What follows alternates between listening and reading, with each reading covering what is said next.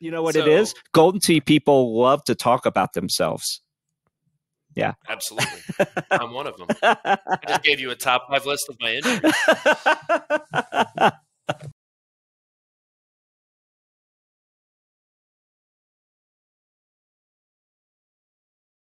Everyone, thanks for tuning back in to another episode of Daddy Like Talking Golden Tee, episode number 4 or 5. Let's see. I've had 3 guests. You're guest number 4. I guess number 5 because the first one was me. Yeah.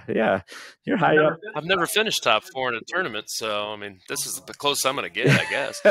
That reminds me of Sarah Silverman. Went and saw her, and she was like, she goes, you know, sometimes people come up to me and say, you know, you're one of my top 5 comedians of all time. And the thing is, when they say that, I know that they know that I know that means I'm number 5. Yeah. You don't walk up to your second favorite person and say, you're in my top 10. She makes a valid point. Well, no, but thanks for having me, man. I know we've been trying to get this set up for a couple of weeks. I'm glad we were able to find the time. Busy summer stuff. Right on. Well, first and foremost, tell the people at home where you live. I am Indianapolis, Indiana. We normally play out of Fishers, which is just on the northeast side of town. So that's where most of the Indy crew plays. If you hear anybody refer to themselves as the Indy crew, they probably play in Fishers mostly, but we do have a couple spots in Indianapolis that we play as well. So we're 20 minutes away from downtown Indy. Now, do you guys have like a arcade type setup? Or are you playing in a bar? No, we actually play in a bar. We have that's unheard of. 4 PGAs in there. Wow. So yeah, unlike well, I mean, here's the thing. When we go to play, we're normally playing 2-3 to a machine. We're not going out there just to bang games. If we had guys that were probably doing this for a living, I'm sure we would have a different setup. Yeah. But you know, we try to keep the camaraderie is I think more important to us than really the results. So it's a cool setup. It's at a main event off 96. We've had a couple tournaments there. Hopefully some of the guys and gals that'll be listening to this are people that have been there before or people that are planning on coming. So I'm going to sound like a complete noob by asking this question, but is that where the Last Chance tournament is, or is that a whole different state? That was, yeah. So we had, we were supposed to have one when we had that week-long shutdown, and we didn't know when. Remember when we didn't know when everything was going to come back, so we had to reschedule it. Yeah. Remember when that was probably been about a year ago, or even longer. But yeah, so Mike Green Walsh won it this year. We had about 25 guys come up for that. It was awesome. Yeah. We had like 6 or 7 different states represented, so it wasn't just Indiana guys. Or Mike came from Omaha. I think. Wow. That's awesome. So, I mean, he drove. I know Danny Boy and Joey D'Angelo came from the Wichita area. So we had people. That was cool to see people coming from that far to try to earn a spot. Well, yeah, but Danny Boy was at World, so he must have already been qualified. He was. He came just because he kind of wanted to hang out and kind of root Joey on and see some of see Matt Cavanaugh and some of the guys that he hadn't seen in a while. So we had Gary Sheldon came up and he was already qualified. So we had some guys up there that we were just kind of playing some cash games and all that, just while everybody else was sweating it out. But it was a good time. So yeah, that is the same bar. Main event on 96. We always like when new people come into town. That's where we always tell them to go. And I think it's awesome. I'm jealous of that situation. Denver has kind of there are a number of players, but as far as avid players, they're kind of few and far between. And then. And proximity might be an issue too, that's 100% because I am way down south, and then Dwayne Tackett and Phil and Glenn, they all live way up north. It's a destination trip, but well, you guys got a college football team now. Yeah, right. It was funny. I was at a pool better than the Broncos, I guess. No shit. I was at a pool tournament this weekend, and during the the CU game, people are at the bar just going crazy every time a play happens. And I turned to a buddy of mine and I was like, not one of those people ever cheered for a CU game until this season. Nope. But it's fun to watch. It's happening that way. It's happening that way across the country too, though. I mean, it's kind of crazy because, I pick up bar shifts on the weekends, and the bar I was at, I mean, game didn't get over until 1:30, 2 o'clock Indiana time. And there were people in there watching the end of the game. I'm like, this is crazy. Like, Colorado State isn't even supposed to be any good. Yeah. Like, I mean, Colorado might lose their next 3 games, but everybody's crazy about it right now. And Colorado almost lost. And someone told me the spread was like, don't quote me on this, but like 24 points or something like that. They did not cover. They did not cover. Colorado. But yeah, I mean, it's Deion mania going on. Sure. Nuts. Right? Yeah, no kidding. But ride the wave. He's doing something right. How far is that from you? If you're on because Boulder is what? It's direction. It's from Denver. You? It's northwest. It's like right at the base of the mountain. So if you've never been to Colorado, a bit away from you then. Yeah, door to door. If I had to drive and it wasn't rush hour, it'd take about hour and 20 minutes or something like that. But I'm way south. Yeah, if you've never been to Denver before, it's like the eastern half of Colorado looks like Kansas. And then you hit Denver, and then the mountains just start. And so it's like right at the base of the mountains. Oh, and right now, please subscribe, hit the little notification bell, and hit the thumbs up like. Helps the channel. At least that's what they tell me. That's what all the cool kids say. So now, how did you get into Golden Tee? Oh, first of all, when did you start playing?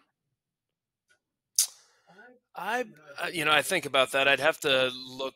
I kind of remember more by the courses that were out. I started playing casually, just with some buddies out at bars that they actually played every once in a while, but they never played live. So we're playing casual games, 4-player casual games that take 2 hours. Remember those days well. And I feel like that was when like Bella Toscana and Tundra Peak Bella. and those courses. Bella's tough. Yeah. So I think Bella and maybe Tahiti Cove were probably the first 2 courses I played. So that maybe 2010. Oh, wow. Casually. Yeah, you're a newbie. And then, I mean, sort of in the grand. I feel like I'm right. Yeah. You know what I mean? So there's guys that have played a lot longer, and there's guys that have played a lot less that have gotten better than me. So, I'd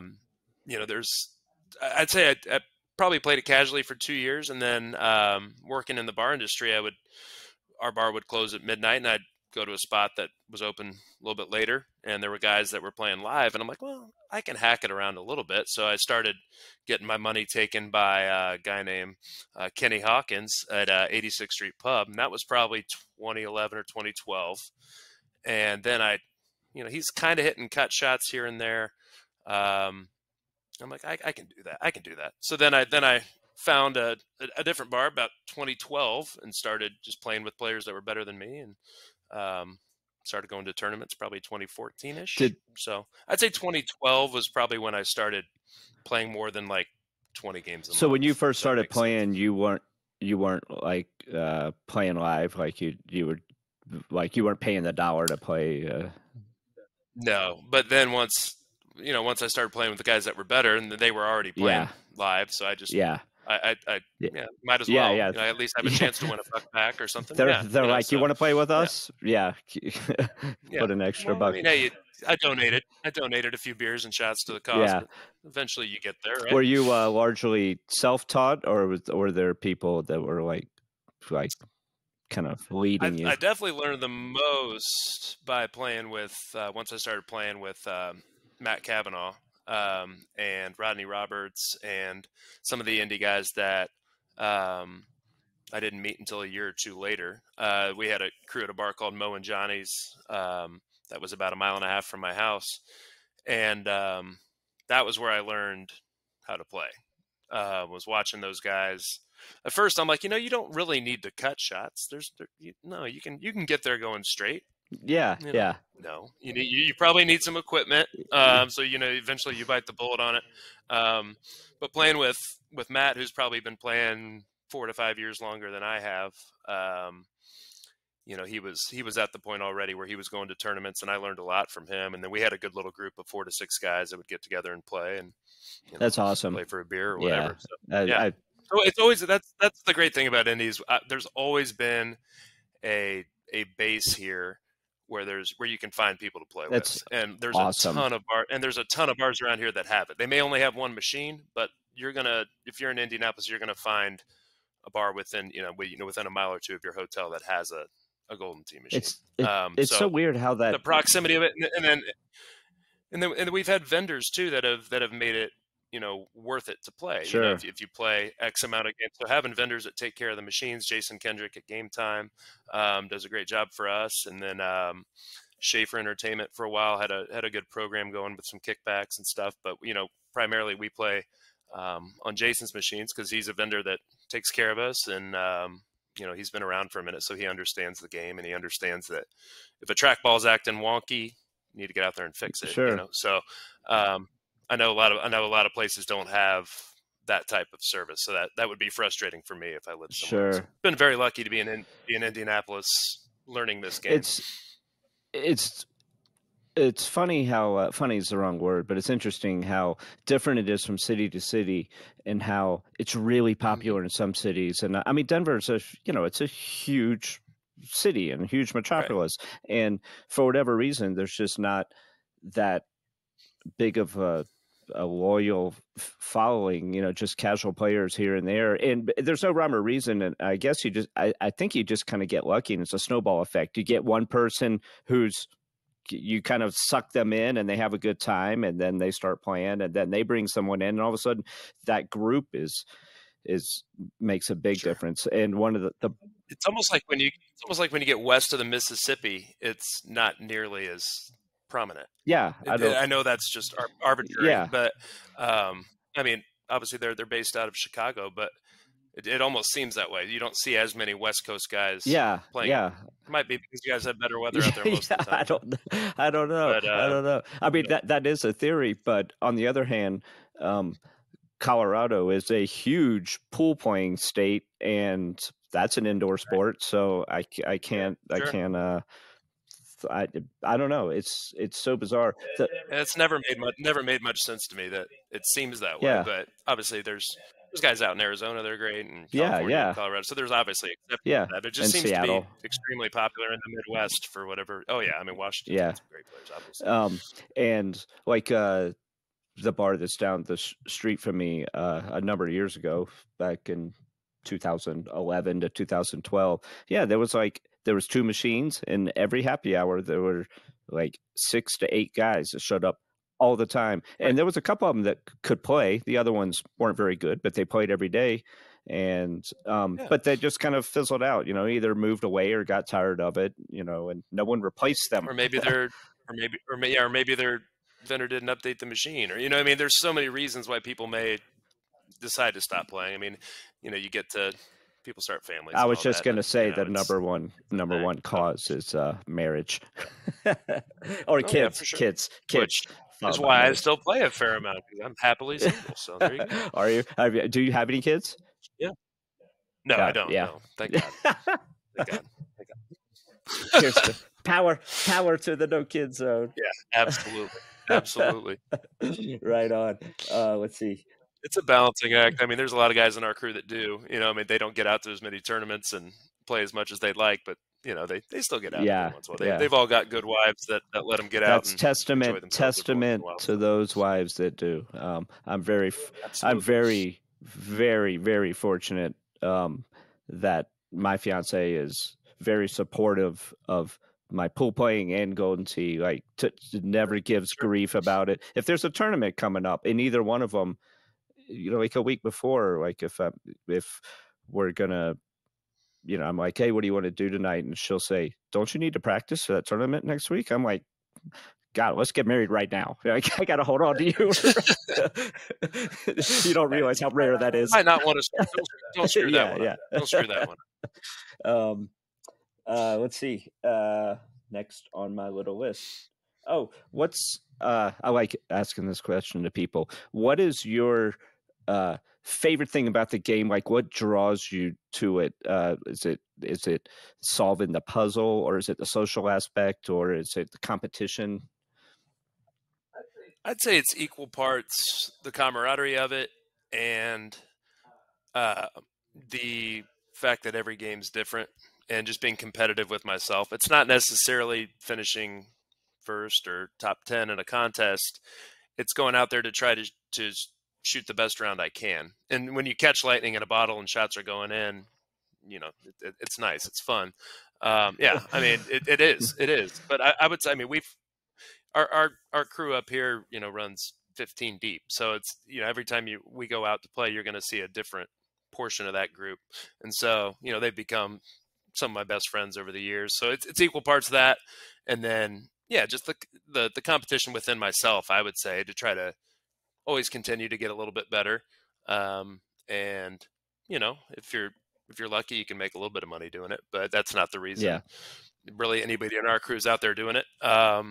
Just get out there. And I feel like most people, I'm 39. So most people my age probably have one, especially people that have worked in the bar industry, like I have for a long time. You got at least one bar game that you're good at. For some people it's darts, some people it's pool, some people it's golden tee. So mine's golden tee. So if I'm going to be out, having fun with my friends or, once or twice a week, then I might as well be doing something that I enjoy doing and that I'm okay. Yeah. So, and if you can get both of those at the same thing with the camaraderie and the competition, then hey, that's perfect. Do you have a home machine?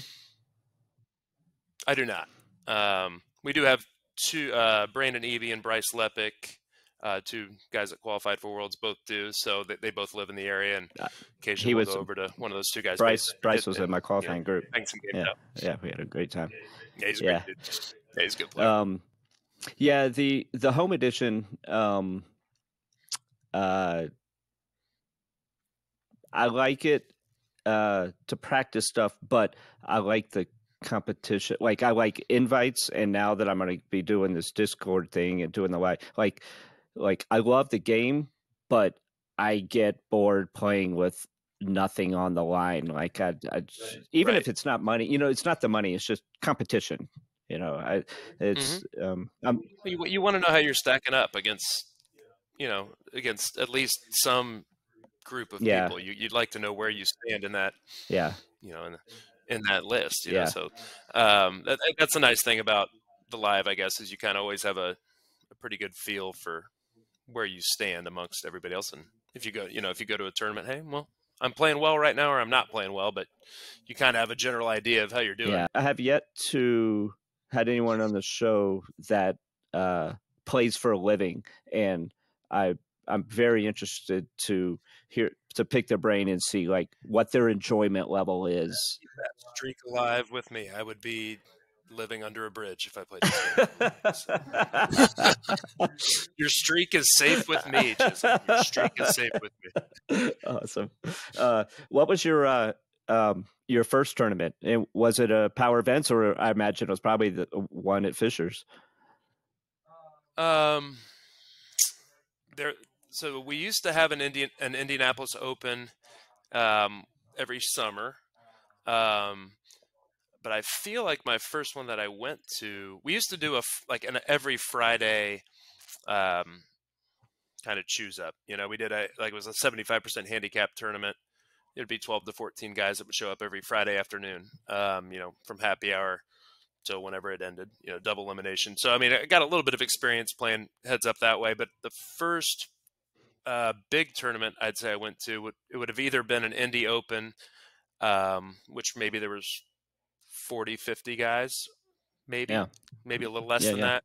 Or it would have been St. Louis PEGT. And that was the year that... Which year was that?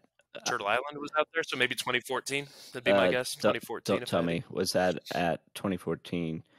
I don't know if I was there that year. Was that Redbirds? It would have been Redbirds. So I went to at least 2 or 3 at Redbirds. Okay. The first year I went was whatever year Coconut Beach was, of course. So. And how did you fare in your first tournament? Were you nervous? And Oh, I think everybody gets. I still get nervous yeah. before a qualifier. I mean, if you're not, then you're I don't dead know. inside. I mean, yeah. I mean, there's different levels of it, right? You make your first 30-foot left 2 putt, and then everything kind of calms down a little bit. But I've never left myself one of those. I wouldn't know, but it sounds amazing. mine are always 40 feet is what I meant to say. Yeah, right. So this tournament, I mean, they weren't getting 150 people at tournaments back then. There was maybe 70 or 80 people there. So there's maybe 16, 17 machines, if I had to guess. And I'm qualifying. I don't know that many people there outside of my guys, and so I kind of see myself on the sheets that Paige and Russ and Steve post, and I'm playing with just the last name. It's WEIS, and so cool. So I walk up and see a guy wearing a Metallica T-shirt, and he's got the hair to go along with it. I'm like, Mr. Weiss, nice to meet you. And he just looks me dead in the eyes. He goes, it's Weiss. And that was how my qualifying started at my first tournament. So I shot like a 12 on Coconut You're like, Beach. Mommy, I want to go home. He kind of warmed up. No, Dan's He's a great awesome. guy. I consider Dan a good friend. I saw him in St. Louis this year. It was great catching up with him. It was just a really, and if you've ever played with him before, he is a trackball mechanic. Like, he will try some crazy shots. So I'm out there just trying to go, middle of the fairway, just, take my birdies on some holes I should probably be going for. And he's hitting 2 cut right fulls, and I'm out of my element at this point. But I think he ended up, about the third round, we kind of got in a conversation, found our middle ground, everybody relaxed a little bit. So we kind of both struggled on the first 2. I think he probably thought he had no chance to make the cut, and he kind of loosened up a little bit. And I think he ended up making the cut on the number. I did not. I was in purple. But that was a great first experience. Yeah, I mean, it was fun. Dan and I had fun that tournament. So yeah, that I always try to make it to St. Louis. It's an easy drive for us. It's only 4 hours. So anytime I can make it to that one, it's always a good time. When I ran the Denver Open before the first 2 years before Power Events, I made this decision that was partially good idea in theory and partial big pain in the ass running it. But my idea was, okay, part of the fun of this is playing in a qualifier, and just like your story with Dan, like meeting people for the first time.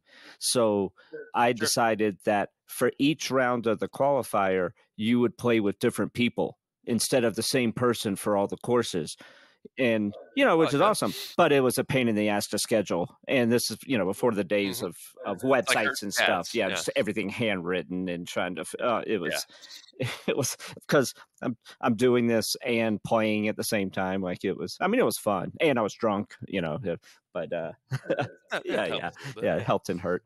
But yeah, meeting people, and because in match play, you're because you're competing against each other, you're basically not really talking to each other. But during qualifying, you're not directly playing against them, so you're kind of shooting the shit with them. Yeah. Well, I feel like back then, only about 20% of people were wearing headphones in the qualifier. So I feel like the qualifier was a much better chance there was a lot more conversation happening. Within reason. And trust me, I don't bemoan anybody that wears headphones. One of them. Yep. It's a serious thing. Yeah, I mean, it's fine. I choose not to, but I feel like now it's probably more like 60-70% probably are wearing some type of earbud or something. So it's a little bit tougher to get to know somebody in the qualifier. I feel like than it was. That's true. Very good point.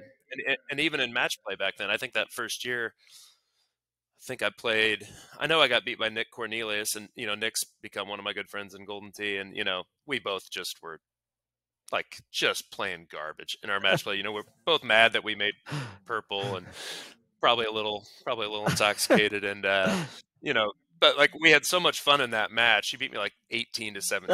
It was just an ugly match. We weren't wearing headphones. We were having fun. We were just like, all right, who wants it? Yeah. Sometimes those matches happen. Did you win? So I did not win. I went 0-2. I'm pretty sure that. Oh well, that's okay. Course, yeah, it's that was a good pun. So, what did you think about Worlds this year? I had fun. I mean, I went out there. I kind of treated it like more like a business trip than I normally would. I like to have fun when I go to tournaments, as I'm sure we'll discuss at some Yes, point. yeah. Um, but yeah, I really went out there and I knew it was going to be tough, depending on the courses that were drawn and how some of the looks were. I knew it was going to be kind of an uphill battle. So, my goal was to make the top 32. I was able to do that. I Awesome. kept it together. Hollywood, which was my favorite course last year, I did not play well on in the qualifier. But I kept it together on Eagles, which probably got me in by a stroke or two. Nice. What did you shoot? Had a good time. On Eagles? Overall? No, on Eagles. Oh, on Eagles? I think it was like a 27 or 28. Nice. And I think that was probably like 2 strokes on the field. Yeah. Probably for the average. Yeah, of what I would say so, yeah. There was some big numbers there. Yeah, I mean, and there were some bad looks. So that one was that felt good to make the cut. Got plenty of rest the night leading up to Sunday, and then lost a match to Mike Jager by a stroke, and Johnny D got me an extra hole, so 0-2. Yeah. But I had a great time. I thought the venue, for what it was, like once you were inside the venue, it was great, right? Yeah. In terms of the setup, the pricing was a little interesting when they had things for sale.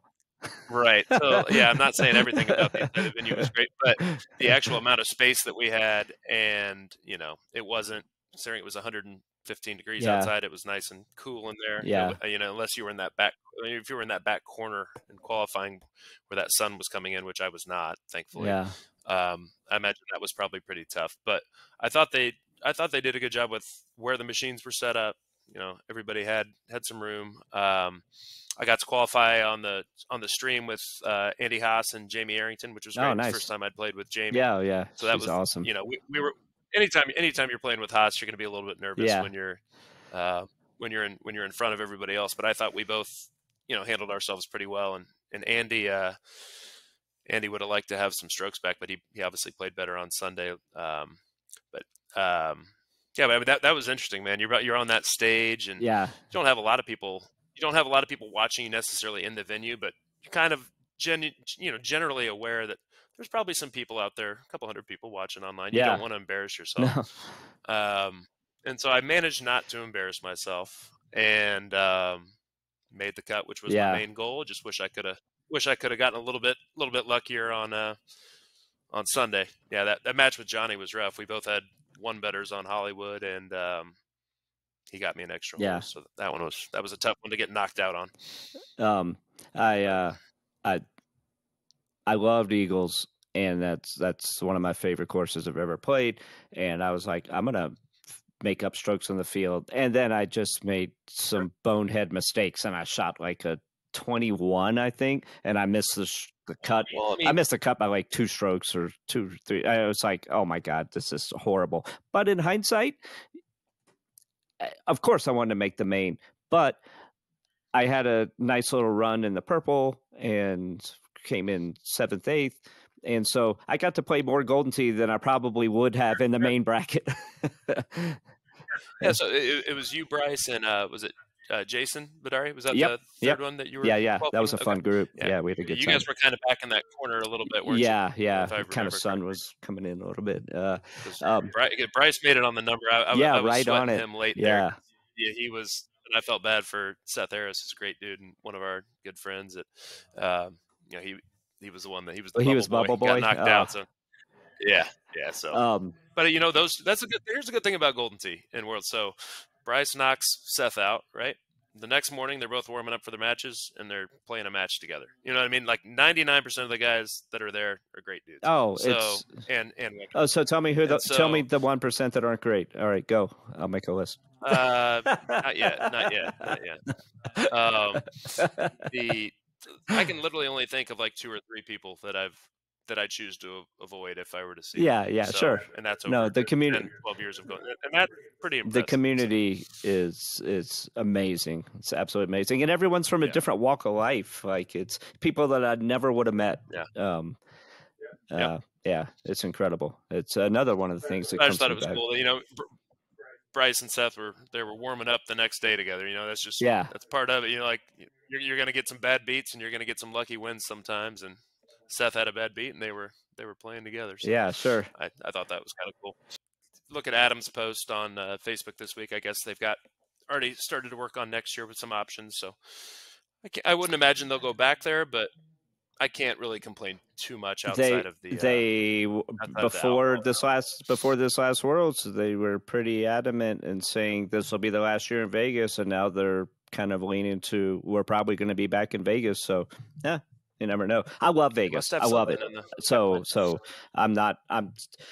people are like it's too expensive. It's blah blah blah. Let's I would choose not to have it there. I love Vegas. I will certainly not complain. I won't complain. I could still probably find things to complain about, but I won't complain about it going to Vegas or not in Vegas. It's I'll have a blast. I mean, I kind of liked it being off. I kind of liked it being off Fremont too. I mean, that was a little bit different. I mean, it was you get somewhere. I mean, I was fine with it being on Fremont. I'm sure some people would have preferred it be a little closer to the Strip, but I mean, I like Fremont. Fremont's fun. I mean, the people watching alone is worth the price of admission. So, boy, talk about people watching. Yeah, that was interesting. I hadn't been. I had not been to Fremont at night, late at night in years. I'd only been, either the day or around dinner time. So I had not witnessed the madness that it's become. But it was a sight to see. That's for sure. I mean, it wasn't unsafe. You hear about all these people got shot, and I never felt unsafe walking around. Neither did I. But now it's been long enough that I can voice this complaint and laugh about it. But it really just irritated me. Well, I was in such disbelief, but. And I know it's been talked about before, but I'm still going to say it again, that when we got the welcome email when we qualified, and it says, give us your size for your jersey and your T-shirt. Two things, 2 items. And then to tell us that it can't be done, like, are you kidding me? I could go online and get 100 shirts printed and delivered to me online. I could go on and just and spend 20 minutes and get 100 shirts on my doorstep in 5 days. So yes, it can be done. We probably could have gotten it done in Vegas. Yeah, no shit. But here's the thing where when I walked in and I was looking at the venue, and the first thing that made me literally, I probably said it out loud, not to myself, and just no one was around or no one cared to pay attention to me. I went, you gotta be fucking kidding me. Because one of the first things I saw was a bunch of T-shirts that are generic, that just say Golden Tee World Championships with nothing specific, and they were charging us for it. It's like, in lieu of free jerseys, we're going to charge you for these crap T-shirts that, I don't know if anyone bought those. I would love to know how many they sold. I got my orange ticket or whatever they got you. They gave you 50% off, and I didn't want to throw it away in front of them. But I think I went to take a piss. And the first trash can I found, that went away. And then I think I was supposed to hang on to that for some other, who knows, raffle or something. But yeah, I was about to just grab one. I'm like, yeah, I'm an XL. Yeah.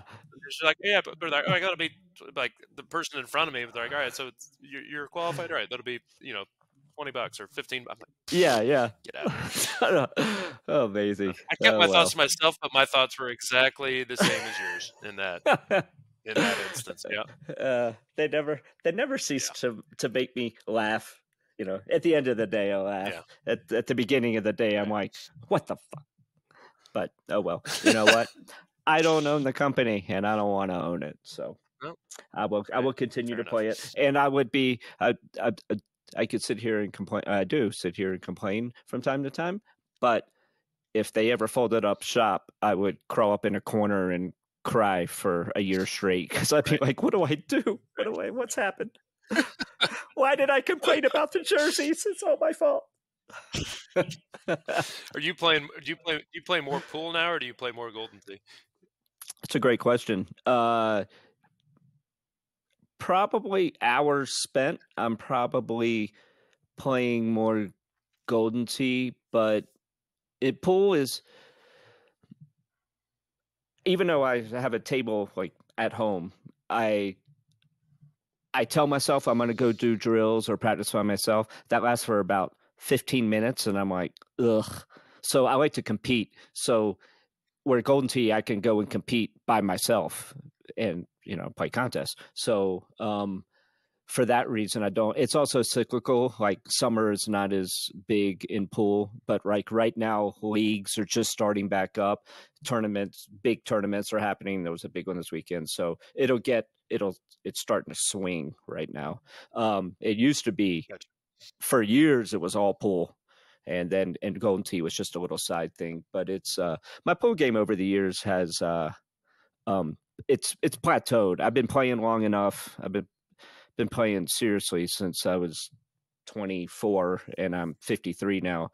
And so I've gotten to the point where I'm not going to get any better. I'm going to have good days where I play better than things, but I mean, like, my game is not going to all of a sudden jump up to another level, but my Golden Tee game is still going up. So it's fun to feel that increase. So, sure. But well, I mean, but it's a good mix. You're right at that age where you're going to be eligible for some of these senior tournaments here pretty soon. I know. You're getting close. It's kind of disturbing, but I also am a little jaded that I can't play in the seniors tournament in Carolina. Right? That would be fun. Just give me another event to play in. I think last I read, he had 27 signed up for that, which I thought was pretty good numbers. I was trying to think off the top of my head of guys that were that age that were still active in tournaments. I couldn't. So maybe there's a lot of locals that'll be there. I'm trying to get our good friend Chris Gooden to come, but he just turned 55. He'd have a hell of a chance to win that thing, but I don't know if he's gonna be able to make it or not. Yeah, I like that. I like that he's switching it up a little bit and doing some different things. It's try to get some different people in. So. Absolutely. So Charlotte, like 2-3 hours from Columbia, then. Without rush hour, about an hour and a half. But I don't, door to door. I don't know where the clash is. So But I'm in. It's in Columbia. So it's in one of the main thoroughfares there. I don't remember the name of the road, but it's a cool venue. I mean, depending on the attendance, it could potentially get a little tight, but they do a great job running it. They're well staffed. It's fun. It's actually, and I kind of like, they've got a little top area where they have 4 or 5 machines for the big matches later on, where people can have a little bit more room. But when I went 2 years ago, the staff did a great job. So I'm looking forward to going back. I think we're just going to rent a minivan, and 6 or 7 of us are going to drive down there. So it was easier than trying to get a flight into Columbia, and probably a little bit cheaper too. So awesome. I had, speaking of renting one, I had an idea back a long time ago, and it seemed like a great idea at the time when I was drunk, but we were talking about, there was a group of us from Denver that were talking about going to St. Louis and for the tournament. And we're like, let's rent like a Winnebago and pay someone to drive us. And then let's get a Golden Tee machine and a generator, and we'll use the Wi-Fi, and we'll just drink and play Golden Tee in the Winnebago the whole ride out there, the whole ride back. And I actually did a little bit of research. I went and saw like how much it costs to rent a Winnebago, and I can't even, I just took one look at a ballpark figure and went, okay, that idea is out the door. I didn't even get to the part of how am I going to power this thing? Like a generator, what I'm going to be blowing exhaust fumes in the. Well, we've got friends here that always rent RVs for the Indy 500, and they'll stay out there all week. And they're not cheap. They're not, if you're going for something like that where you're not going to be using it frequently, it's pretty stout. Yeah. I would say. But maybe after It would have been Powerball. fun though. You guys would have had fun. Oh, it would have been. Yeah, that would have been a lot of fun. A whole lot of fun. We'd probably be in the middle of the game, and then we'd be driving through Kansas, and the Wi-Fi would drop out, and then we'd be like, ah. So when you and I were discussing and lining up this interview, kind of the back and forth, and we were talking about funny things that have happened to people, and sometimes it's not really so funny, but Golden Tee related injuries. Do you have any experience with that? Well, I mean, if we're calling being at a Golden Tee tournament Golden Tee related, then yeah, I've got a couple. I can probably make you a little list. But yeah, if we're talking about ones that aren't funny, like we can talk about somebody else's first. Like it wasn't funny when Bob Ludwig hurt himself at St. Louis a couple years ago. That's yeah. I mean that was terrible. And but he kept playing. He kept playing with that fucked up shoulder. Oh man, what a trooper! Yeah. Well, I mean my buddy Mackers. I mean he was. I don't even remember what tournament it was. Wisconsin maybe, and. So I'll go through a couple of other people's, and then I'll go through my top five. Please. So they all have a story. But I don't think Macros will mind me telling this story. He's got his own podcast he does. Then it's going to be even better. Funny hockey stories. Oh yeah. So his are more old hockey.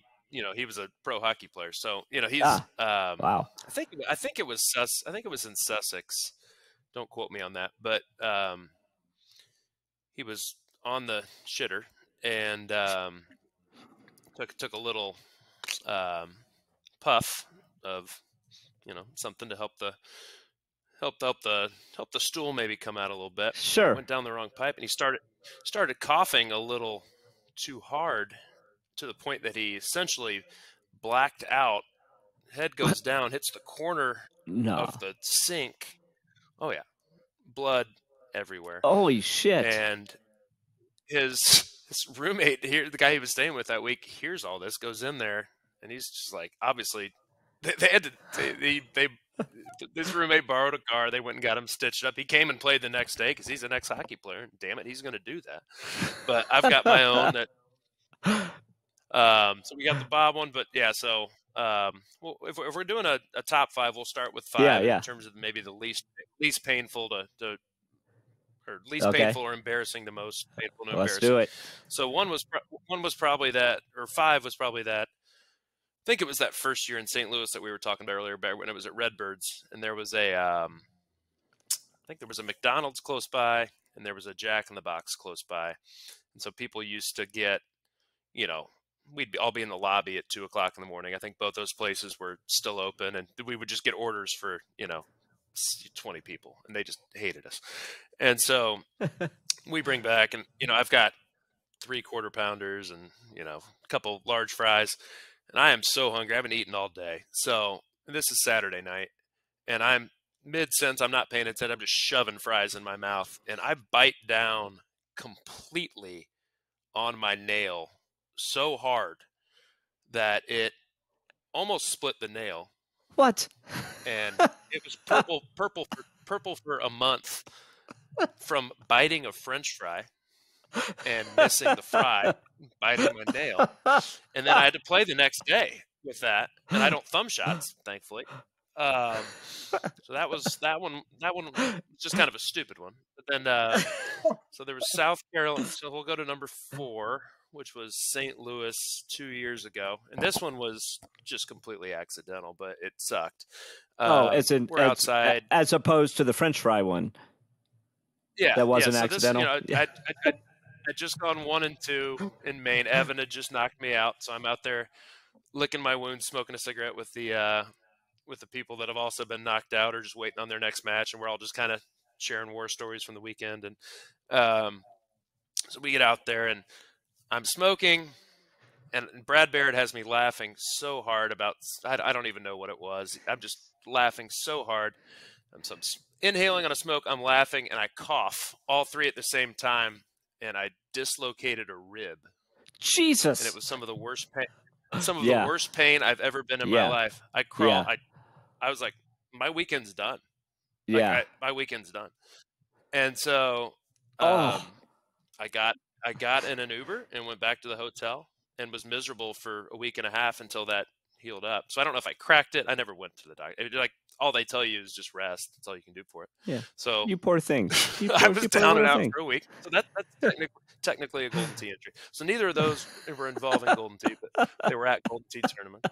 So we'll go with number 3. Make sure I've got these correct here.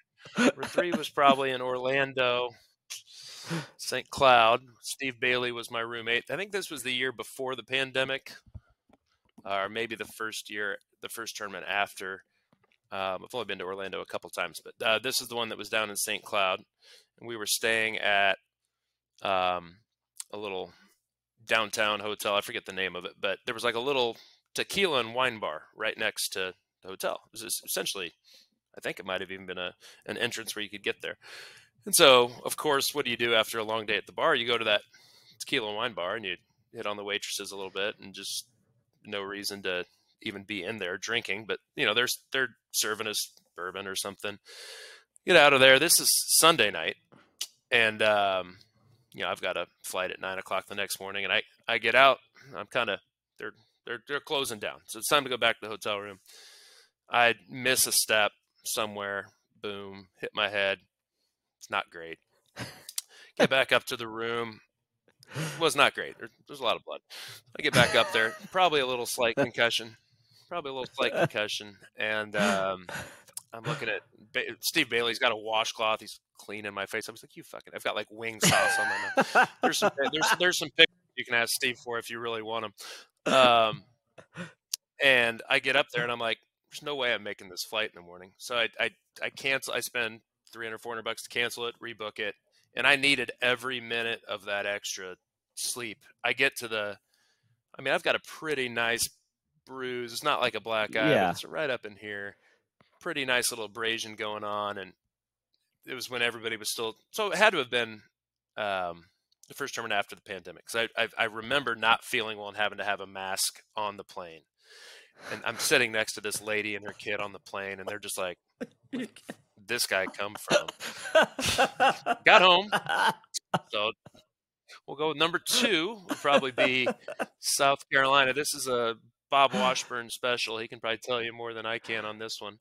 But so I don't know if it was Friday night or Saturday night we're leaving, but we go to Ruby Tuesdays, which is right down the street. We're all hungry. And I ordered a ribeye to go and a cheeseburger to go. So I'm like, I'll eat one of those for lunch tomorrow. I'll keep the cheese. I'm sure I had some logic for it, but I ordered 2 things of food. Start walking back to the hotel because the Ruby Tuesday was on the way back to the hotel, and there was a Waffle House there, and I'm like, oh, the hotel's right behind that Waffle House. I'm just gonna go behind it. Well, you can't go behind it because there's like a little barbed wire fence completely blocking in like a grove of trees. So I'm like back in this grove of trees, like trying to manipulate this fence, and it was wet. The ground was wet or something. So I have scrapes from the fence everywhere. I finally get back to the room. I don't have my phone or my wallet. I'm scraped up.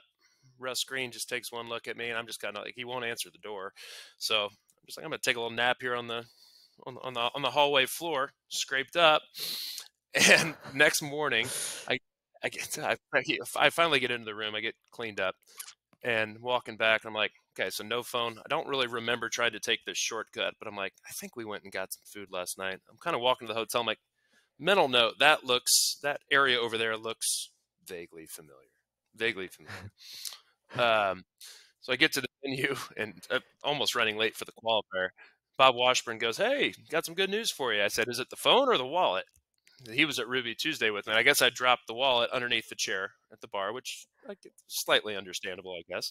So he had that. So then I just had to find the phone. So I'm out without the phone all day Saturday.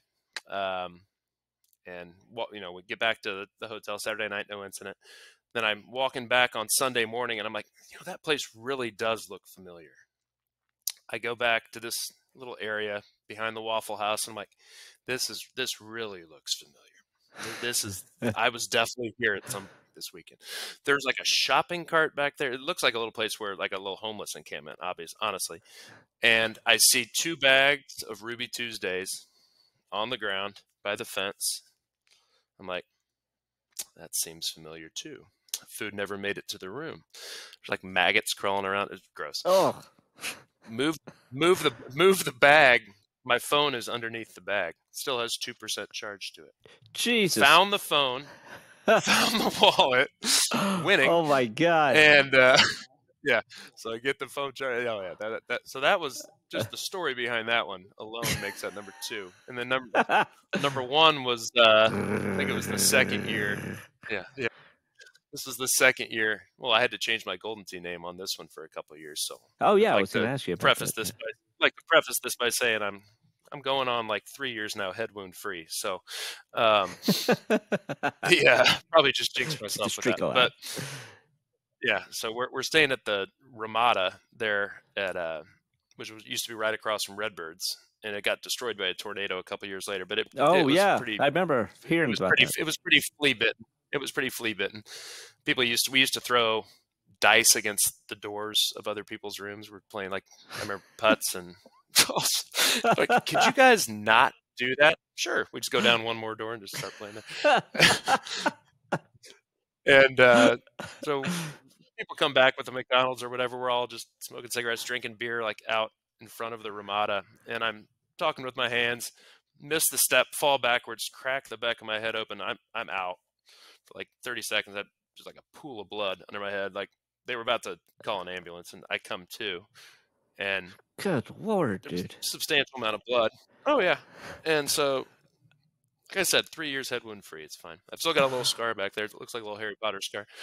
So George Von Kay just till this day still calls me Blood Puddle. So I had to change my name to Blood Puddle for a couple months. All right. After that. That was so we got some ice on it, and we went back downstairs and kept drinking beer. So that, maybe it knocks these some are things sense that can into happen you. to you at Golden Tee tournaments. Yeah, absolutely. So there you go. There's my top 5. That's what the people paid the big bucks for to watch. To see if I would admit to all of those. Yeah, I don't have anything that spectacular. No, that's good. Yeah. Now I don't. So when I said Vegas was a business trip this year, it was like, hey, let's get back in one piece, right? Yeah. By 40, I'm 39. By 40, I'm gonna have this thing figured out. So no more injuries at tournaments. So that's the goal. When the PGA game was out, not EA Sports, and the governor was set really high, and you had to hammer it so hard, and I got a little hairline fracture like right there from hitting it, so I couldn't like palm a shot for like 4 months. It felt like a knife going in. So then once it healed up and I started palming again, it still hurt, and so I started wearing a glove, and that's why I started wearing it, and then I just got used to it, and that's why I still continue to use it. But my story is not nearly as entertaining or as funny as yours. But I've seen people back in the old school days with the thing like they break their fingers, like their fingers sitting sideways. I'm like, oh God, dude. Like, what do I do? Well, get it out of my face. That's what you do. Come on, move along. Go to the bathroom, get it figured out. Get it out of my face. I remember this on those old schools. This wasn't an injury story, but it was a funny story from St. Louis back in the day. I believe it was when it was at Teachers. But did you ever meet Jay Cayley? Was that before your time from Tennessee? I'm familiar with the name. Name. I probably have met him before. I can't picture him at the moment, but I've probably met him. So if it was Teachers or Shooters or whatever that place was called, all the hotels were not close to the bar. They were, I think the closest one was like 4 miles away or something down a twisty road. It was like a 4-lane road, but it was twisty, like 35 miles an hour. And so Jay had his car, and we were going back to the hotel after one of the nights of the tournament. And it was me and Bob Ludwig, and then this guy, Kyle Marcos from Denver. And I think Skipper was the 4th person, and Jay was driving, and me and Bob and Kyle were in the back seat. And Kyle was when I say he was a partier, he would show up to the tournament with like like we all shared a hotel room, and we get there, and the first thing he does is he pulls out like 3 sandwich Ziploc bags full of pills of like, and each bag had like 4 different kinds of pills in them. He was like, "What do you guys want?" He was like being serious too. He was like, these are uppers, these are downers. If you take these two together, that's a great combo. If you do it, we're like, Jesus, dude. And so he would go to the tournaments, and he was a professional pill popper. So he just talking to him, you couldn't tell. I mean, maybe his pupils were this big, but so he always just had them just his pockets were always bulged out for all these pills he would have like during the tournament. So we're driving back. So now it's like 2:30 in the morning. We're going back to the hotel, and Jay's driving, and it's a like a 4-lane road, and Jay gets up behind this cop, and we're going like 40 in a 35, and he's like, so going in our direction, there's 2 lanes. The cop's in the right-hand lane, and Jay gets up behind him, and Jay's like, "What's this guy doing?" Like, that's the way he taught. People who know Jay will think this is a pretty good imitation. He was like, he goes, "Look, I could pass him right now. There's nothing you do. You got to do. I'm just going 40 and 35. It's not against the law. You can't pull me over. Not allowed to pull me over." And we're like, "Dude, what are you doing? Slow down." Because he was hammered, and he was like, and he kept going like, "Here's the cop," and here comes Jay, and Jay's like going like this, like he's gonna pass him, so he's going into the left-hand lane, and he's not passing him. He's like, "Look, I could just pass him right now. I just pass him. What's he gonna do? It's going 40, 35," and we're like, "Holy shit! What the fuck's going on?" And so me and Kyle and Bob are in the back seat, and Kyle, with all of his pockets full of pills, is sitting in the middle, and he turns and looks at me, and I don't think he was joking. I think at the time he was being serious. He turns and looks at me with these huge eyes, and he looks at me and he goes, "We're all going to jail for a long time." And just one of those, when you're so nervous and where you just can't stop laughing. And it was probably one of the hardest I've ever laughed my entire life. And I'm like, yeah, I'm going to jail tonight. And somehow the cop didn't pull us over. I don't know. It was, there was no big punchline to that story, but it could have been. It could have been. Right. I could have ended up with a head injury in jail. I think that every tournament, there's always a couple close calls. Typically, if I do any harm, it's only to myself, and I'm not in any danger of being locked up. But there's always a couple close calls, and I try to avoid those if I can. But sometimes you're with people you don't quite know what they got on them. And you might be driving to Jack in the Box. And who knows? So that's kind of the fun of it. The closest call that I think I've ever heard of, and I know that I'm not spoiling anything because I think just about everyone knows this story, was David Key's close call in St. Louis.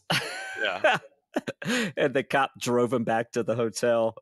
That is amazing. Yeah, absolutely he amazing. Knew something like he knew Golden Tee guys that played at that bar or something, or the cop did or something, right? Yeah. I mean, he hit a parked car. And the cop said, "Oh, you're a Golden Tee player? Let me give you a ride back." Yeah.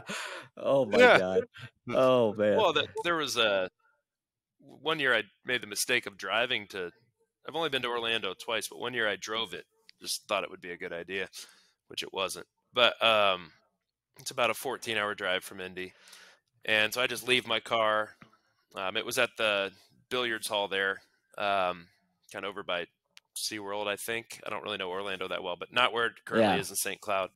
Okay. And so my car's sitting there for 3 nights, 4 days, however long it was. I think I got there Friday night. So Monday morning, I'm going to pick it up. There's right on my windshield wiper from Orlando Homicide Department. If you know anything about blah, blah, blah. So apparently there'd been a murder in that strip mall at some point during the weekend. I was like, okay, well, shake off this hangover and get back on the road. So I don't know. Only thing I saw that weekend was Richard King or George being carried out of there by people because they'd had a little too much fun. But that was kind of a cool. I think it was Backstage Billiards was the name of it. I don't know if you ever made it down to that one. That was a big, No, big I've only pool been hall. once. You have been known to, when you get your relaxed party mode going on, that you are can be quite the karaoke singer. Well, Sean Tickner doesn't think so, but most people. I joke. Sean and I had a. He wanted me to stop singing one night, so got a little heated. But we've since kissed and made up. But God, I kind of wish I'd seen that. It's fine. It's not worth rehashing. It's fine. But yeah, were you disturbing his? What did he miss a putt because you were singing? I don't know. Okay, all right, fair enough. It was up in Sussex, and but on Sunday nights, especially if they have a jukebox in there, a Touch Tunes or one of the other ones, hey, if they've got a microphone, they're going to let us use it. Hell yeah. You break it, you buy it, type of thing, right? So yeah. Start passing that thing around. I know the Los Chavos love to sing. I know Loon will get up there. Haas loves to sing some Mr. Big every once in a while. So I like to get it going and then pass it on to other people who might not have the courage to get it started. We were doing.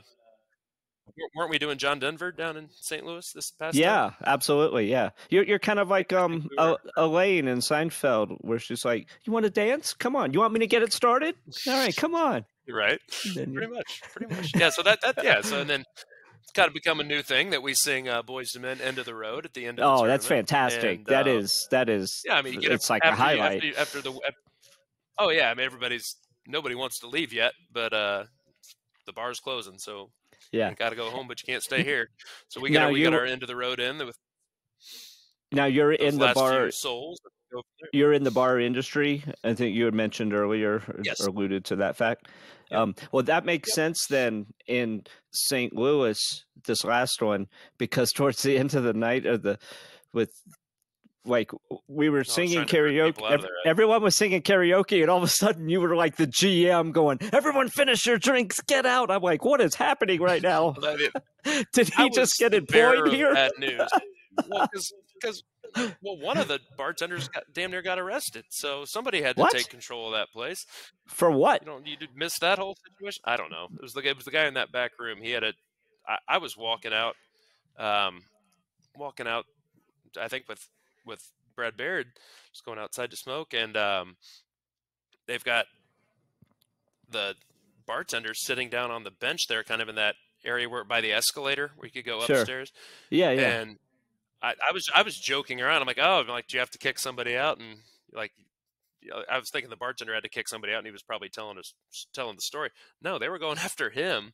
I guess he had gotten into it with the manager of that comedy club or something, and they weren't.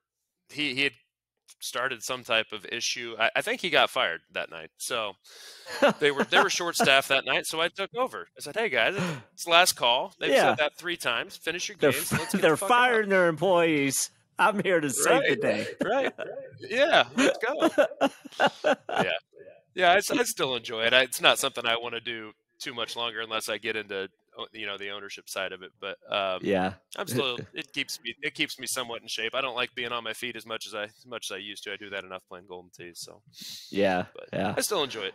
Kind of keeps me. But there is never a dull moment at a Golden Tee tournament. So for you kids out there that have never been to one, all of this can come to you. You will have life stories to bring home. Yeah.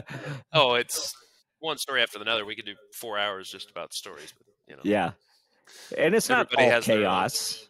It's not all chaos. No, it's selected organized chaos. Well, or that's a very good phrase. Steve keeps it organized. It's after Steve is telling us where to go where it gets a little crazy.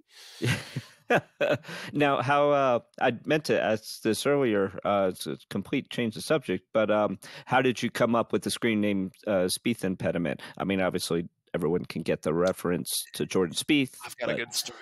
All right. Good story with that one. Not with how I came about it, but how somebody took advantage of it to. No. Yes. So I think he had just blown 2 majors in a row, it was back when he was winning everything, and then he Yeah, he finally won stopped winning everything. everything. Yeah, yeah. And then he like blew 2 in a row, and it just came to me. I've got kind of a weird wit like that. I'm like, oh, he's got a Spieth impediment, And so I was like, that might be. I'm like, that's probably too many characters to fit in Golden Tee, but I'm going to give it a try. I'm like, no, okay, I think I can make that fit. And I am playing against Jeff Dekemper, who's one of the nicest guys in the world. Plays Oh the yeah, Plow, awesome, and a hell of a singer, he's got a hell slight, of a karaoke singer. He's got a slight stutter, and so he used that to his advantage one year at a tournament where he kind of acted like he was offended by my name, and of course I'm just completely mortified. I'm like, I'm so sorry. He gets a 2-stroke lead through 4 holes, and he goes, I'm just fucking with you, right? And I couldn't catch up. Couldn't catch up. It's a beautiful ploy. He should have waited till he was up 4 because I almost got him. But awesome. He got me. He earned that one. I think it was on. I remember the match. It was on Juniper, I think. So yeah, but that is fantastic. I always figured there'd come a time where I would, because a couple of years ago at Worlds, Kevin, and I think Kevin was making the call. He's like, back when we actually had our jerseys, and he's like, if you don't mind, because it was the year with ESPN. He goes, if you don't mind changing your name in case the 1 in a million chance you're on a televised match, was what he wanted to say. But he's like, he's like, I don't think we can let you play it. I'm like, I guess I get it, but come on, it's a video game. Like, yeah, they're gonna show NBA 2K5. I'm sure there's some offensive names on there, whatever. But yeah, I went with Feather Juice for that tournament. So what about this? But normally SpiethMpediment. For this last Worlds, you were Feather Juice? No, I was SpiethMpediment for this one. It was just the one where ESPN was there to film it for the Ocho. Whatever year that was, 2018 or whatever that was. Yeah, because they were going to have some matches that were broadcast, and they would have had to put that up there, and I guess that would have offended people. So yeah, whatever. Speaking of Dekemper, do you know why his screen name was the Plow? Did you ever hear that story? I don't. No. It's fantastic. He said that back whenever it was, before he was married, he said that like his previous 3 or 4 girlfriends, he said that when each of them, when they broke up, like within 6 months was pregnant with another guy's kids. So he was the Plow tilling the soil, planting the seed. Yeah. It's fantastic. Yeah. That's amazing. Oh, that's great. I had no idea that. I saw him and he was I think he went out to play golf in St. Louis this year. He didn't make it to the tournament, but he's a great dude. I miss some of those. Not near as often as I'd like, but I get out. I played last week for the 3rd time this year, but I like to get out way more than that. It's tough. Yeah. I'm horrible. How about you? I'm horrible. I'm horrible. Yeah. Back when I was, I used to play a lot when I lived in Vail for 10 years and bartended, snowboarded, and had a golf pass, and so whenever I could, I'd play. Just like that South Park episode. Yeah, kind of just like that, and and there was a men's club and stuff. So I was, so I got to the point where I could shoot in the low 90s, and now I play twice a summer and I shoot in the low hundreds. That just whack the ball around. Yeah, I think that's fun. Yeah, I think I shot 90. I think I shot 91 last week, so nothing to write home about. But yeah, we got some guys in our group that are good sticks. Adam Burkett and Matt Kavanaugh are both excellent golfers. They're both. I heard Matt was really good. Is he a teaching pro or something? Or did I? He's a dentist. Oh, he's a dentist. Oh, yeah. So I guess he's a teaching pro. If you want to go learn how to do teeth. But his and then Adam Burkett, who plays his butt scratcher, he's also excellent golfer here in town. So we get out and play every once in a while, but nobody's those 2 are the best in our crew. Yeah. Cool. All right. Well, I'm sure you have watched the other podcast, and so you're probably aware of this next segment coming up, the Quick Shot Turbo Seat. Are you aware of how it works? Okay.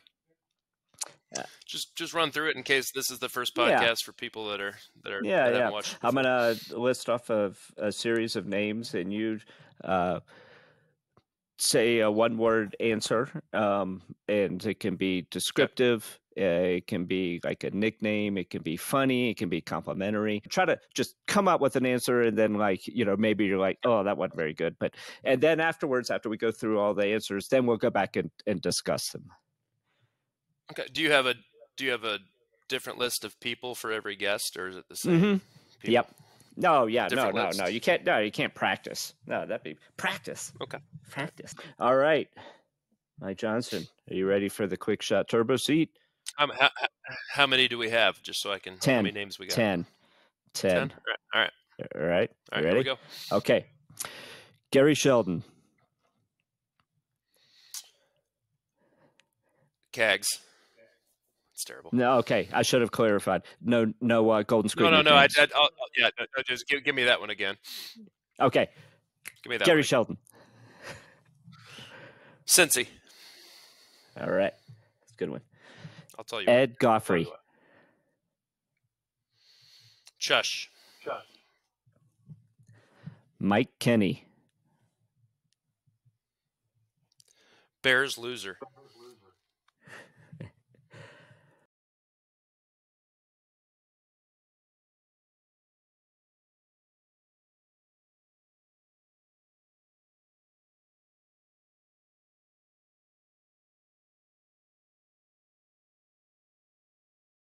Mark Stenmark. Recently defeated. Ooh. Matt Kavanaugh. Best buddy. All right. Jamie Arrington. Dozer.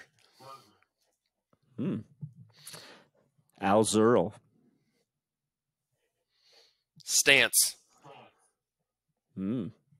Or flatulence.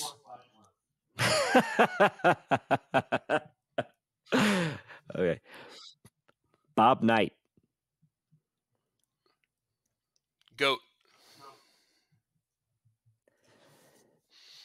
Danny Beal, a.k.a. Danny Boy. Woo! And last one, Brad Baird. Cuddly. All right. Good job. You made it through the quick shot turbo seat unscathed. I mean, Gary's tough because there's no dirt on Gary. He's just such a nice guy. So that was a tough one to start me off with. Yeah, that was tough. And you put Sensei because he's a teacher. Is that why? Well, so that or Cincinnati. I was trying to say Cincy just because I should have gone with, because Gary, I consider Gary a good friend. I think he would do the same. I will tell a quick story about Gary because Kevin Lindsay deserves this will be what I should have gone with. I should have gone Houston, because it was me, Bernsey, Brian Bernhardt, Gary, and Kevin. We're all staying at an Airbnb in this apartment complex, and Kevin had the only key. And Kevin got a little drunk one night at the bar. This was before he worked for IT, I think. I'm going to go ahead and say it was before he worked for IT, even if it was after, just so he doesn't lose his job. But he has the only key, and so he's supposed to leave it with Bernsey or Gary. I think he was supposed to leave it under the mat. Like, we had the code to get in, but we had only one key, right? So he goes into the room and passes out with the key. We're banging on the door. We can't get in. So me, Gary, and Bernsey ended up having to go to a Ramada across the street and get a room for like 4 hours because Kevin never woke up. And it was like 4 o'clock in the morning, and they're not supposed to sell us booze, and they're feeling bad for us.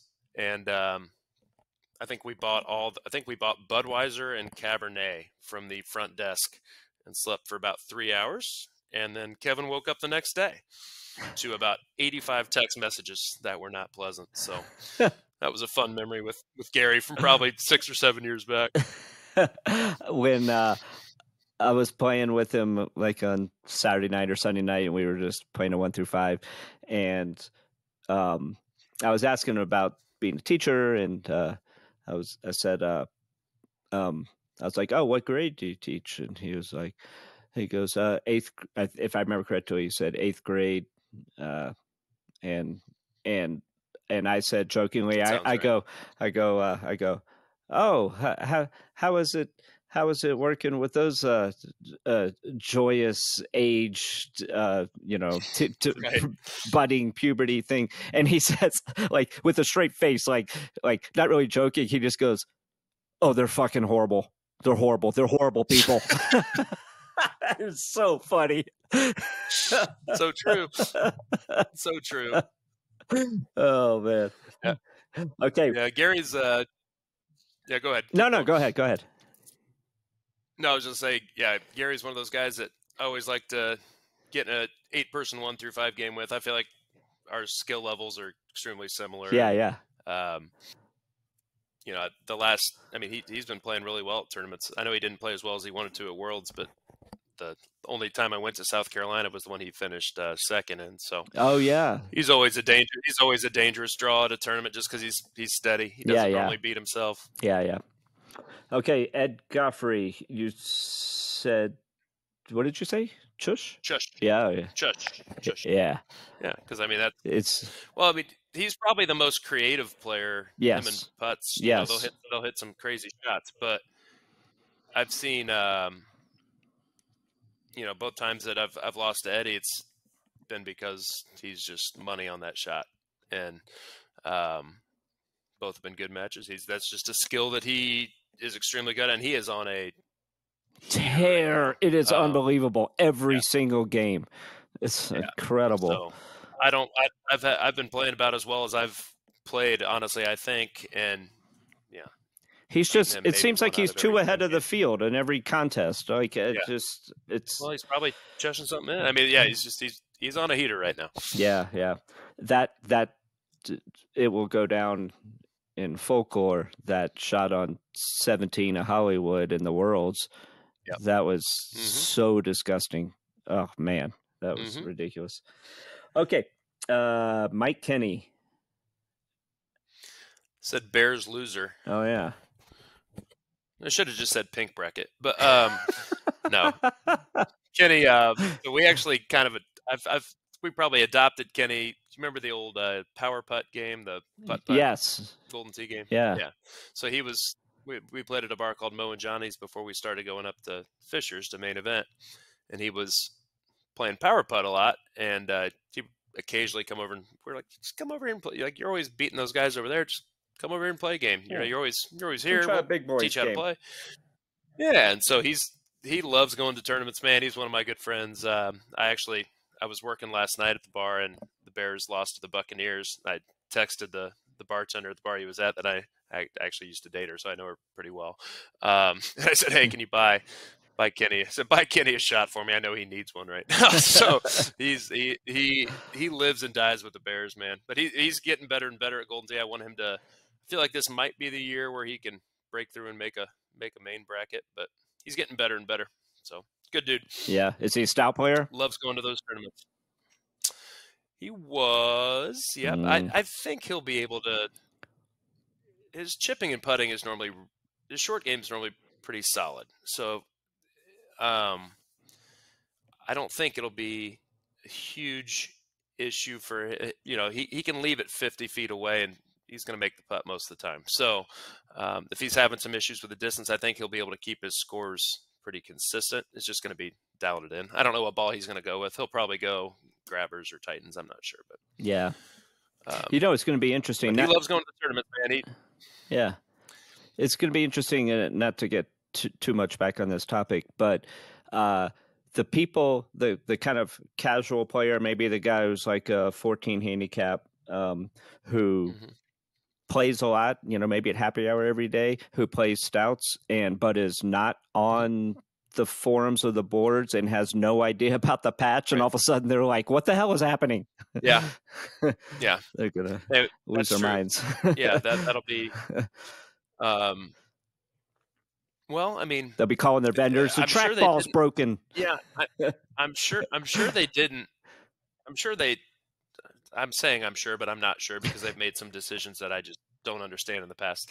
But you would think they've thought of all of this, right? You would have thought they would have had a brainstorming session with pros and cons. And I mean, there's some guys that are pretty fired up about it. Russ Green is, you know, a good friend of ours that plays up here. He's taking the comical side of it. He thinks it's like the Bud Light decision. You know, he's like, all right, so you want to take the most popular thing you've ever had and you want to instantly make it unpopular. So I kind of see his side of it, and I don't know. I've seen some sour grape. He's not really sour grapes about it. He just doesn't understand the business decision. Yeah, which I guess time will tell. Time will tell on that. But one of the sour grapes posts I don't quite understand. But. Well, one of the sides that some people say is that, well, the passionate and avid player and even the professional players are such a small drop in the bucket compared to all the other games that get played. That's why they don't care about the opinions of the avid player, because it's a very small percentage over the grand scheme of things. But this decision is only has to do with the avid player. The casual player, I mean, so obviously maybe I guess that's not true. I guess the avid players is a much bigger percentage of their coin drop than what other people thought. It's not an on-brand decision, you know, for what we would have thought. Then the way I kind of look at that is, well, the avid player when they go out is probably going to play 10 to 12 games in a night, where the other guys might play 1 to 2. I mean, that adds up pretty quick. It does, but I guess it just depends on how many tens of thousands of casual players versus the avid. Like, did you see that post that they put out? I'm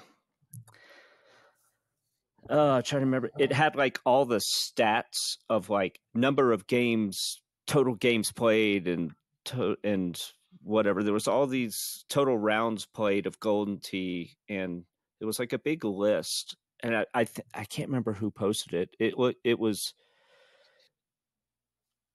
wasn't in the news, I don't think, but it was Doug from somewhere in there. I feel like Kevin created it, and I think Steve might have put it. Do you know what I'm talking about? Not really. I might have missed that. It was something really interesting, and some of the numbers were just unfathomable. I was like, "Are you kidding me? Like this many rounds of Golden Tee have been played in existence?" But there was like 12 different stats. Yeah, exactly. Yeah. Yeah. All right, here we go. It can't be done. Okay, Mark Stenmark. You said recently defeated. You did, because I finally beat that motherfucker. Oh, I think I'm like 1-8 against him lifetime. No, I love Mark. I beat him in where's that tournament? Dallas last year. I mean, he just doesn't get out and play much anymore. Yeah. So always love seeing him, man. Always love catching up with him. He's I remember the match I always remember him play is I don't even remember who he was playing. It was probably Evan or Andy, or I don't recall, but he made an uncharacteristic mistake on I think it was agave, and he put it right behind a mountain. I mean, it's just there's no shot. Yeah, and I mean, you can maybe get yourself up there for a chip, and his mind just was wired differently, that there was never a shot he didn't think he couldn't make. Like when he was at the peak of his powers. Yeah. And it's kind of like when Haas and Luna did that back-to-back rollout. I mean, that was unbelievable, right? So, yeah, I mean, back-to-back or whatever you want to call that. I mean, so, I mean, Mark just pulls this shot, and you're like, well, he's probably going to be lucky to get on the green, and he holes it out. I mean, it's not a shot that is makeable. Yeah. He made it. It was just, it was okay. All right, just kind of. So it was fun to. I know he's not playing near as much as he used to, but kind of felt good to get that Yeah, monkey off yeah. my back, even to just to beat him once, because I'm 0 and whatever against Haas lifetime. So at least I got Stenmark once. Yeah, So. hey, there's not many people that can say that.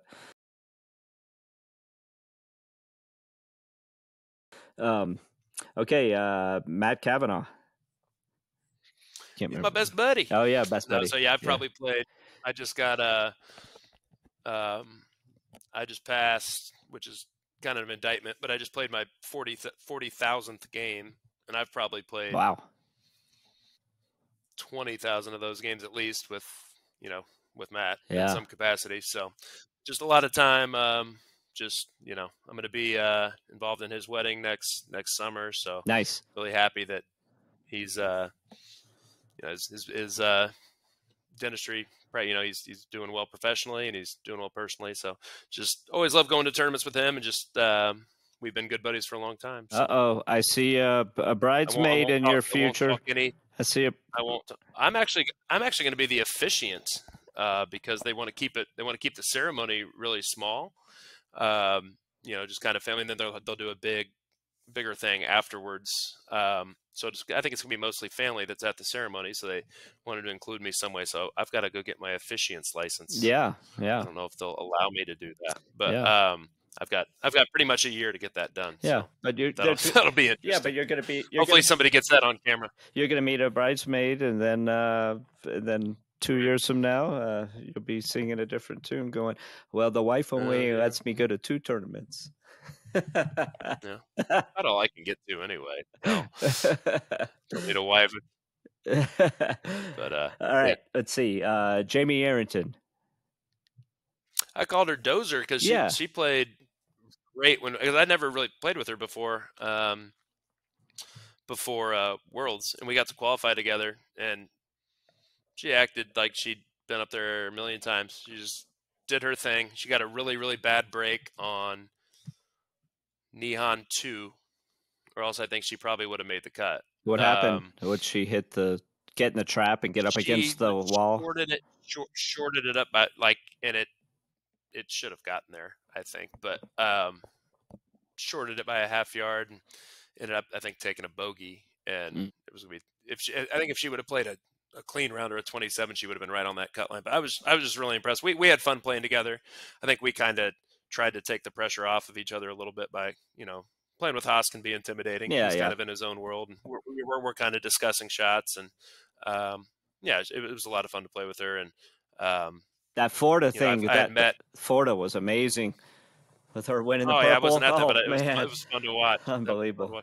Yeah, and I think she went on a good run in the. I think she won at least a couple matches in the at Worlds, right? I think she maybe went 2-2 in the yeah, purple, I think so. maybe. I think so. I can't swear to that, but I think so.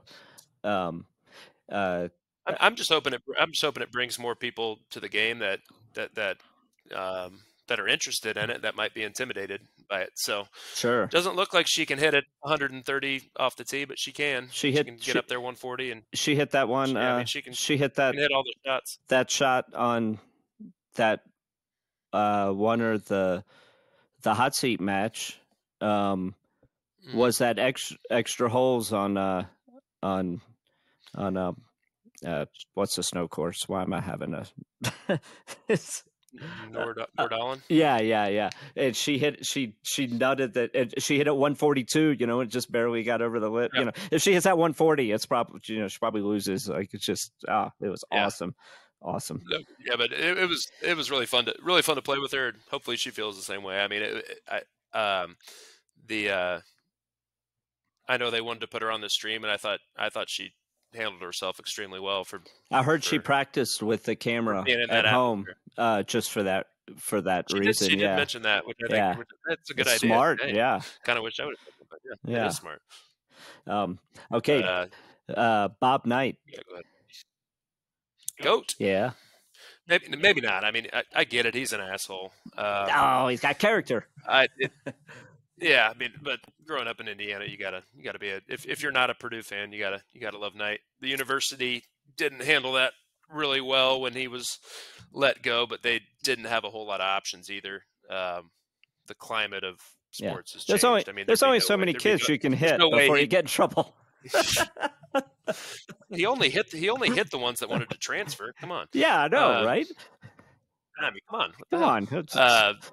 But in terms of X's and O's and, motivating people, however that may have been, I mean, his former players will fight for him. Yeah, absolutely. In terms of, he made sure kids graduated. He didn't let people take shortcuts. I think the basketball is kind of secondary at a certain point. After they were done with school, the things he did for a lot of people have gone unreported. Unfortunately, he's got dementia right now, which really? I don't think it's been reported much nationally. Yeah, I think he's probably going to be. That happened to Dean Smith probably too. Doesn't have much. Yeah. He probably doesn't have much time left. So hopefully people will at least remember the positive contributions he made. So I know he was an extremely polarizing figure. Yeah. Especially if you're not from Indiana. When I moved to Vail after college, and to the bar I worked at, it's one called the Red Lion, and not affiliated with the hotel chain, but it's a big party bar. If anyone's been to Vail, they've been there before. But I was there. I worked there for 10 years, and when I first started, like the first winter, I was a food runner, and then I waited tables for a year, and then I got behind the bar. But when I was waiting tables, it was at dinner time one night in the back section, and I walk up to this table, and there's a family sitting there. There's like 3 or 4 people, and and all of a sudden I kind of glance, and I'm like, oh shit, there's Bob Knight right there. And he's sitting there. He looks just like you'd expect. He's wearing a sweater and a button-down shirt. It wasn't a red sweater, right, but it was a sweater nonetheless. And so and we had this burger called a hickory burger, and it was basically had bacon and barbecue sauce were the 2 main signature ingredients. And he ordered that burger exactly the way you would imagine he would order a hamburger. It felt like a Saturday Night Live skit.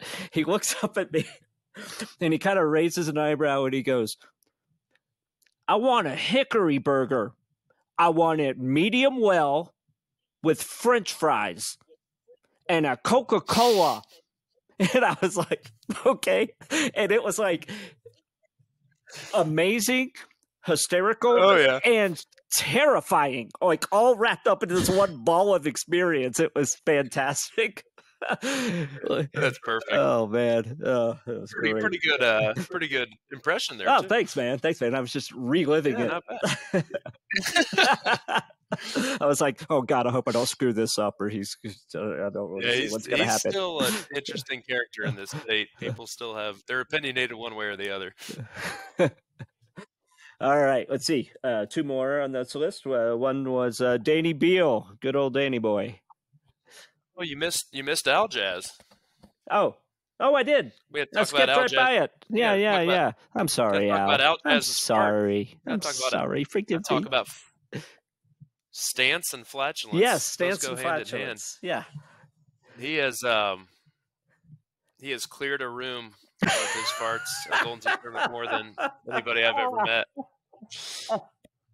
I mean, they're just otherworldly. If that doesn't awful. draw newbies into a tournament, I don't know what will. Oh my god!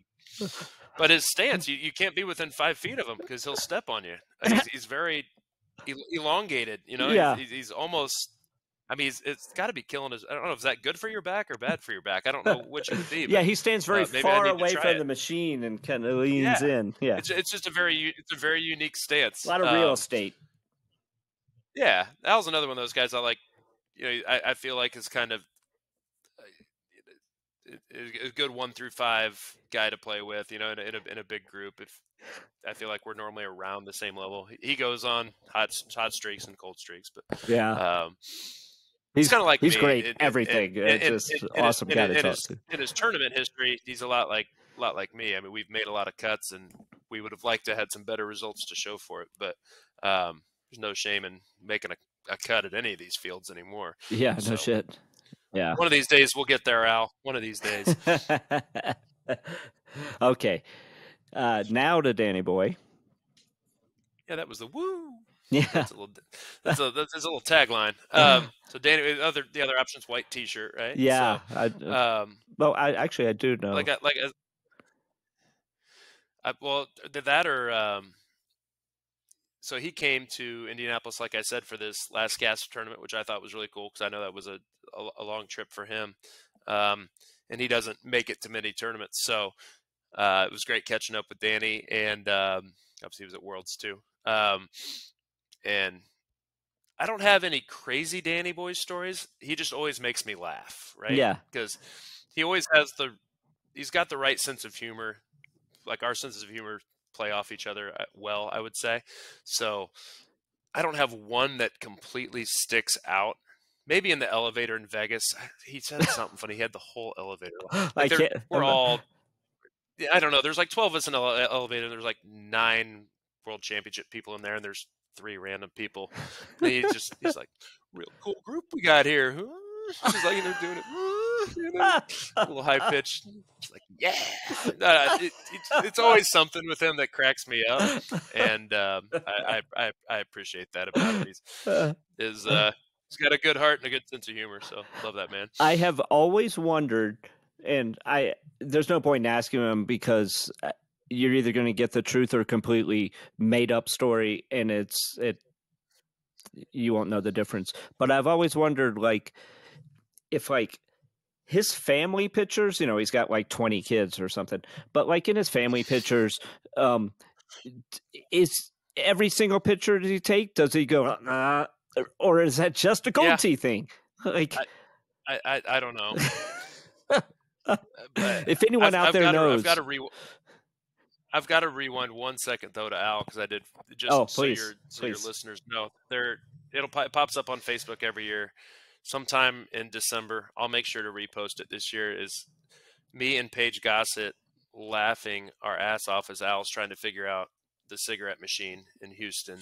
Paige showed me that video at Hibachi. I was I don't remember if I was filming it or if I know I was half narrating it. And my God, it is the epitome of a Saturday night at a Golden Tee tournament. Yeah. And oh my God. Al, that will forever live. Paige said it was like her favorite video she's ever seen in her life. Oh my God. Yeah, we were just sitting right next to it. It was like right by the table there where the scores were being reported. We're just both sitting there dying. It was so funny. I so wish I had a video of the Hibachi in this past St. Louis where there was 8 of us, and the guy's doing his thing where he's throwing flipping the shrimp, and you catch it, and so it gets to Al, and I remember Aiden Cleary was sitting next to Al, and it gets to Al, and Aiden's like, "Oh boy," and Al's like, he goes, and the shrimp comes, and Al just goes like, "Here comes the shrimp." This is all in real time. The shrimp. The shrimp is already on the floor, and Al just falls off of his chair and is sprawled out on the floor. Other tables are looking, and we're all like crying, laughing. At least he didn't fall on the grill. Yeah. And he uses both hands to climb back up onto his stool. Oh God, It's like, I so wish I had that recorded. Well, I mean, Al and I are both guilty of having a little bit too much fun at tournaments from time to time, but so sue us. All right, and the last one is Brad Baird. Cuddly. I went with. I mean, that's probably everybody's answer with Baird. He actually was. He came to the Indy 500 with us this year. Kind of a last minute decision, and we had a blast. He'd never been. There's a public service announcement. If anybody out there ever wants to come to Indy for that, please do. We'll get you taken care of somewhere. But he was tired after that trip. There's a lot of walking involved in going around a 2.5 mile track and hauling around a cooler and going to the bar with us afterwards. I mean, you need some endurance. It's like a Golden Tee. It's like a Golden Tee tournament weekend with a lot more exercise. So I've got some good videos of him drinking out of like a faux Stanley Cup thing, when we're pre-gaming. And no, but I'd say Brad was one of the first like guys that wasn't from Indy that was nice to me at you know, as an out of towner at tournaments. So I always like to consider guys like him and Zach Pilger and some of the old school guys that I met. They're good ambassadors of the game. You know, they make everybody around them have a better time. And I like to do a little, you know, maybe about a carton of cigarettes per tournament with them. So we have a lot of time to catch up. Not exactly healthy, but you know, we get a lot of time to make each other laugh. Yeah, he's one of those guys that, like, I can't picture him ever being mad at something. Like, every time I see him, he's in a good mood. He's always smiling. He's making everyone around him laugh. Yeah, just it's like good. Well, he was he came to the Indy Open one year, and buddy Chris McKenzie was talking about the hockey player that took the spill. They're in the purple bracket final, and for whatever reason, it was, I think Jason did a best 3 out of 5 or something like that for the final. So it wasn't just, I don't know. I'm sure it was just for the gameplay. But so they go to the, you know, I think Mac won the first 2 matches even, and Brad picks one back there on the 4th match, and go to extra holes, and Baird just keeps missing the green, and he just keeps making chips. Keeps making. He's just like, he had no idea what was. You know, he's just like, I don't even know at this point. Like, I bet he made 10 to 12 chips to keep this match alive. And then he ended up winning in the 5th match, and he won the purple. So he came back with a little oh man, Mac was just getting started, like playing seriously. He's like, "Are you kidding me are you now? kidding me?" Like, I think I am kidding. I'm like, I've seen this guy play before. He doesn't chip this well. I don't know what the hell's going on. He's got that damn shark putter. You know, nothing. He wasn't missing anything. Yeah, everybody's got a good Baird story. So yeah, awesome. My next guest is going to be a really fun one. He was one of the first people when I started this. He came up to me and said, "I'd love to be a guest on your show," and I was like, "Duly noted. We'll get it done." And it's John Turturro. Right. Oh, nice. Yeah. So Chicago guy. Yeah, absolutely. So that'll be a good one. Probably wait till after the Clash. I'm going to be out of town for a little bit. So, but yeah, that'll be fun. Well, I think I've taken up enough of your time, and I want to really thank you, and I really appreciate you coming on, Mike. It's been a blast. Hey, this has been fun. I want to thank CJ Nakfor for letting me use his setup here. You can see behind me here. I'm in some fancy IT office. Yeah, you look very professional. I'm a computer peon. He got me all set up. All I had to do was wear the IU shirt. So, no, I appreciate it. There's been a lot of fun. So hopefully people enjoyed hearing some of these stories. And honestly, anytime anybody's coming to Indy, hit Jade McGillum plays quite a bit. Chris Gooden, myself. Jay's Matt awesome guy. Russ Green, Bryce, hit Brandon Eby. Hit one of us up. We'll make sure you guys have a good time. That is a good crew that's up there. I didn't realize all you guys were all there. We have a lot of fun. Right on. A lot of fun. So, well, hey man, the next time I see you, next time you're up in this area, I want you to come up as well. Absolutely. 500 next year, man. Well, room for everybody. And before then, I will see you in about 2.5 weeks in Carolina. See me on the podium. See you then. Don't know if it'll be purple or Maine. Yeah, show me how to hit some of those Titan full wind shots. I promise a podium finish. Just don't know if it's purple or Maine. There we go. You heard it here first. All right, everybody. Peace. See ya. Thanks, out. guys.